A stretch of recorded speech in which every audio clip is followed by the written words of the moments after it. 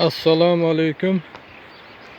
Hurmatli yuqori turuvchi tashkilotlar, organlar. Bu Samarqand viloyati Pastdarg'om tumani Oshig'ota mahallasining Oshig'ota ziyoratgohini orqa tarafidan o'tuvchi Zarafshon daryosining ustidan o'tuvchi ko'prik. Mana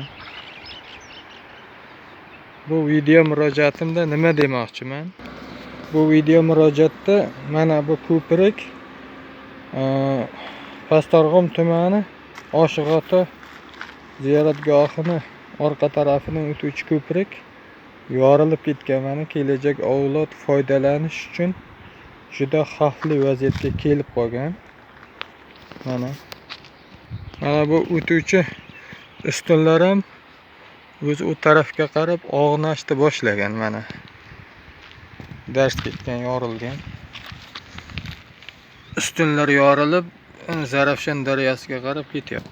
Dars ketgan kerakli tashkilotlar kelib buni xavfsizlik choralarini ko'rib, juda mustahkam qurishini, kelajak avlod uchun poydevorini yaxshilab qo'yishini so'ramoqchimiz.